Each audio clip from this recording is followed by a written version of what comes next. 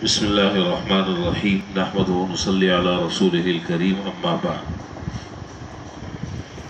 عن جابر بن عبد الله رضي الله تعالى عنه قال قال رسول الله صلى الله عليه وسلم لا تسألوا أهل الكتاب عن شيء فإنهم لن يهدوكم وقد ضلوا فإنكم إما أن تصدقوا بباطل أو تكذبوا بحق فإنه لو كان موسى حيا بين أظهركم ما حل له إلا أن يتبعني.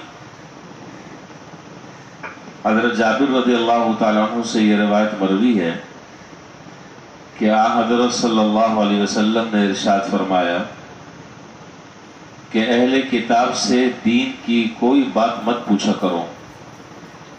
اہل کتاب سے دین کی کوئی بات مت پوچھا کرو کیونکہ وہ تو گمراہ ہو چکے ہیں.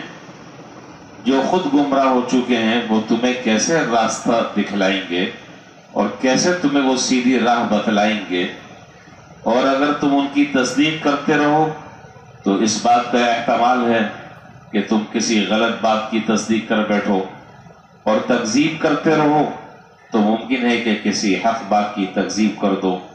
پھر فرمایا کہ آج وہ زمانہ ہے، حضور صلی اللہ علیہ وسلم فرما رہے ہیں کہ آج وہ زمانہ ہے کہ اگر خود حضرت موسیٰ علیہ السلام تم میں زندہ موجود ہوتے تو انہیں بھی سوائے میری پیروی کے تورات کی پیروی کرنا جائز نہ ہوتا. اگر موسیٰ علیہ السلام تم میں زندہ موجود ہوتے آج تو انہیں بھی سوائے میری پیروی کے تورات کی پیروی کرنا جائز نہ ہوتا. یہ حدیث کا متن اور اس کا ترجمہ آپ نے ملاحظہ فرما لیا. یہاں ایک بنیادی اس حدیث میں اصولی مسئلہ بیان کیا ہے، اور وہ یہ ہے کہ جب تمہارے عمل کے لیے اللہ تعالیٰ کی طرف سے شریعت آ چکی ہے، کتاب آ چکی ہے، پیغمبر تشریف لا چکے ہیں، تو اب پہلی شریعت وہ سب کی سب منسوخ ہو گئی ہے. وہ اب قابل عمل نہیں ہے.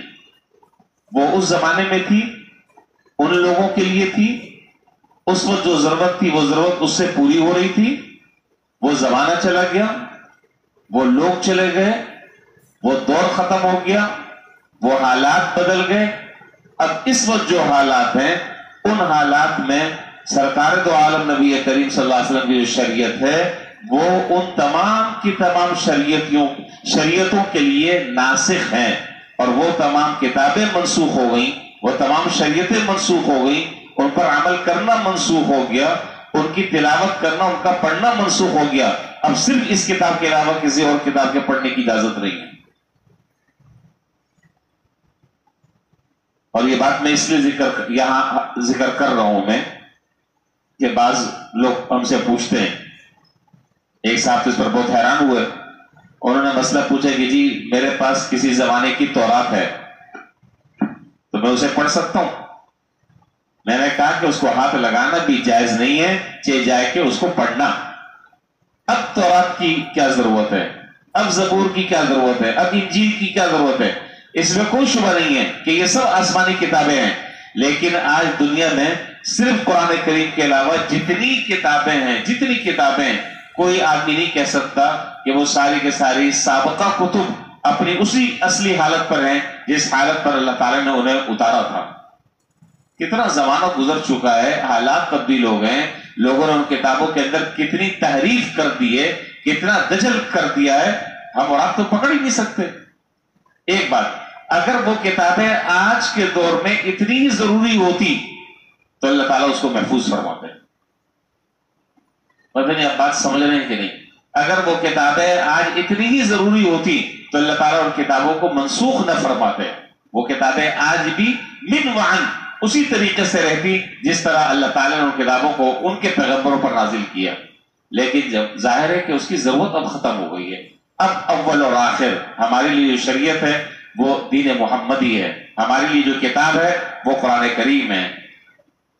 اسی لیے علماء نے اس کے ساتھ ساتھ ایک مسئلہ اور بھی بیان کیا، یہاں پر تو وہ نہیں ہے لیکن ضمن وہ بات سمجھ لیں، جتنے حضرات انبیاء علیہ السلام تشریف لے کر آئے، جتنے بھی انبیاء تشریف لے کر آئے علیہ السلام، ان سب پر اجمالی طور پر ایمان لانا ایک مسلمان کے لیے ضروری ہے، اجمالی طور پر ان پر ایمان لانا ضروری ہے جن کا ہم اقرار کرتے ہیں ایمان مجمل میں اور ایمان مفصل میں، اور تفصیلی ایمان لانا ضروری ہے جناب محمد الرسول اللہ صلی اللہ علیہ وسلم پر، ان میں سے کسی ایک کا انکار کرنا تمام انبیاء اور رسول کے انکار کو مستلزم ہے۔ تو یہاں آپ نے فرمایا کہ اس حدیث میں کہ اگر اللہ تعالیٰ کو پہلی شریعت کو قائم رکھنا منظور ہوتا تو اللہ تعالیٰ اس کو ضرور محفوظ رکھ دیتے، لیکن جب اللہ تعالیٰ نے اس کو محفوظ نہیں رکھا تو معلوم ہو گیا کہ آئندہ قدرت کو اس پر عمل درآمد بھی منظور نہیں ہے۔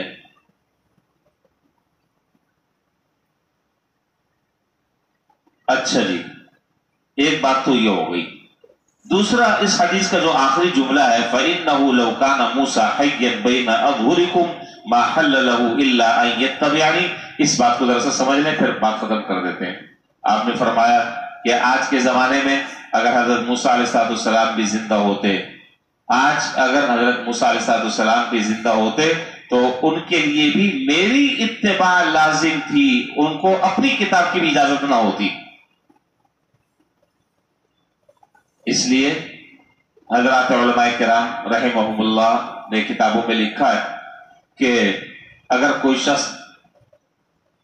شخص آج کسی اور کتاب کے مطابق اگر عمل کر رہا ہے تو اس کا عمل درست نہیں، اس کے لیے وہ کتاب اب نہیں ہے، اس کے لیے کتاب آج بھی یہی قرآن کریم ہے، بس اس کے علاوہ تمام کی تمام کتابیں جو ہے منسوخ ہیں۔ تو حضرت موسیٰ علیہ السلام جیسے جلیل القدر نبی، ان کے لیے بھی ضروری تھا اگر وہ آج ہوتے کہ حضور کی اتباع کرتے، تو جو لوگ کسی نبی کی اتباع نہیں کر رہے، دوسرے لوگوں کی تقلید کر رہے، ان کی نجات کیسے ہوگی؟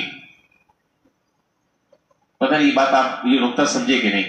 آج جو لوگ دوسروں کی اقتداء کر رہے ہیں، دوسروں کی اتباع اور دوسروں کی مشابہت اختیار کر رہے ہیں، وہ راہ راست پر کیسے ہو سکتے جبکہ ایک نبی کے لیے اس بات کی گنجائش نہیں ہے، ایک نبی کو اس بات کی اجازت نہیں ہے، تو عام آدمی جو نبی بھی نہیں ہے،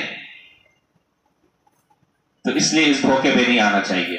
اللہ تعالیٰ نے ہمارے لیے نجات اگر رکھی ہے تو وہ حضور اکرم صلی اللہ علیہ وسلم کی اتباع میں نجات رکھی ہے۔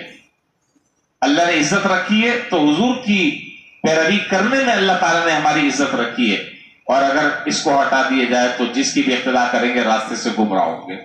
دو بات ہو گئی، آخری چھوٹی سی بات اور بات ختم۔ اہل کتاب کس کو کہتے ہیں یہ آپ جانتے ہیں نا؟ اہل کتاب جو ہے وہ یہود، حضرت موسیٰ علیہ السلام پر تورات نازل ہوئی، اس کی جو لوگ پیروی کرتے ہیں وہ یہود ہیں، اور انجیل حضرت عیسیٰ علیہ السلام پر نازل ہوئی، اس کی جو اتباع کرتے ہیں وہ نصرانی کہلاتے ہیں۔ اہل کتاب برحق ہیں، لیکن شرط یہ کہ واقعتاً وہ اہل کتاب ہوں۔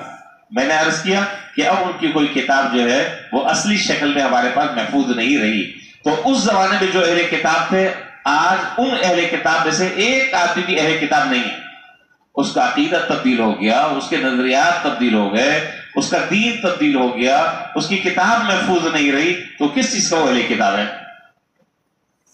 اسی طریقے سے اگر کوئی روایت ہمیں ان سے اگر پہنچتی ہے تو اس کے بارے میں حضرات محدثین نے یہ اصول ذکر کیا ہے کہ اگر کوئی اسرائیلی روایت اگر ہمارے پاس پہنچتی ہے تو پھر اس کے بارے میں اصول اور ضابطہ یہ ہے کہ لا نصدقہم ولا نکذبہم، ہم نہ اس کی تصدیق کریں گے نہ ہم اس کی تکذیب کریں گے، اس کو اس کے حال پہ چھوڑ دیں گے، ختم۔